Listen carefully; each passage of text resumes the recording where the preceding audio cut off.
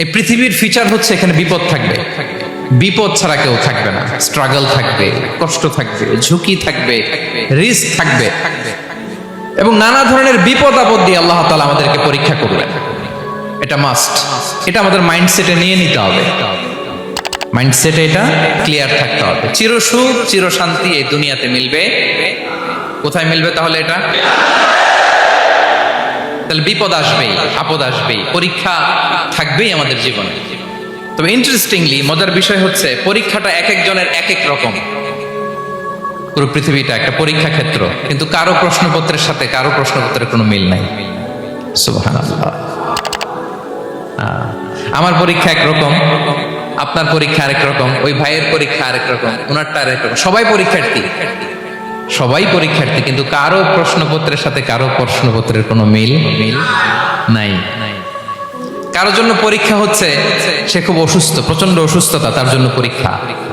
ক্যান্সারের রোগী, দুরারোগ্য ব্যাধি, ডক্টর বলছে 4th স্টেজে চলে আসছে, কয়েক মাস বাঁচতে পারে, এটা তার জন্য পরীক্ষা। আবার কারো দেখবেন যে খুব একটা অসুস্থতা নাই, অসুস্থতার ঝামেলা নাই, কিন্তু তার দারিদ্রতা আছে, তার আর্থিক অনটন, এটা তার জন্য পরীক্ষা। আবার কারো দেখবেন অসুস্থতাও নাই, দারিদ্রতাও নাই, তার দাম্পত্য জীবনের সমস্যা আছে না নাই? অনেকের দেখবেন এগুলো কোনোটাই সমস্যা না, তার ছেলে কথা শোনে না, মাদকাসক্ত, মাদকাসক্ত, রিহ্যাবে পাঠায়, আবার আসে, আবার গাঁজা খাওয়া শুরু করে, আছে না নাই বলেন? দেখেন তার পরীক্ষাটা আবার আলাদা। অনেকের দেখবেন মেয়ে বাবার কথা শোনে না। আবার অনেকের দেখবেন যে ব্যবসায় সমস্যা, লসের পর লস, লাভ উঠাতে পারে না। তাহলে পরীক্ষা ছাড়া, বিপদ আপদ ছাড়া দুনিয়াতে কেউ নাই, কেউ নাই প্রিয় ভাইরা। এটা আমাদের মাথায় রাখতে হবে। পরীক্ষা আপনাকে দিতেই হবে, পরীক্ষা দিয়ে দিয়েই নিজেকে প্রমাণ করতে হবে।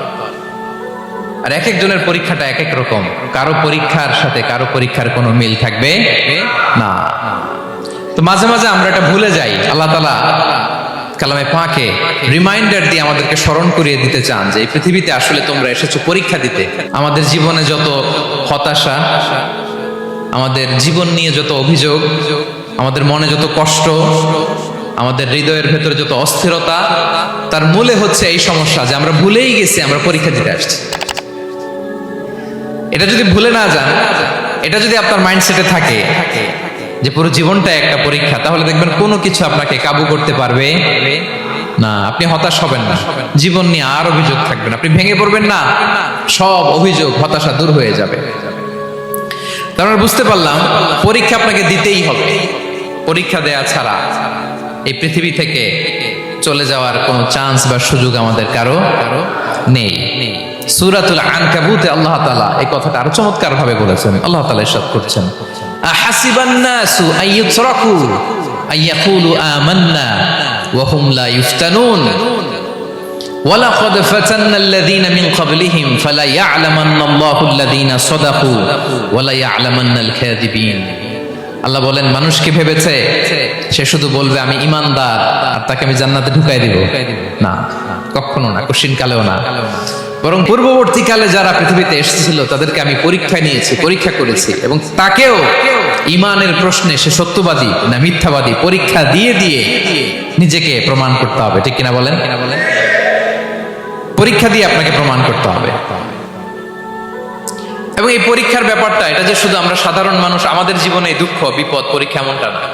এই পৃথিবীর সবচেয়ে শ্রেষ্ঠ মানুষ যারা ছিলেন তাদেরকে আল্লাহ পরীক্ষা নিয়েছেন।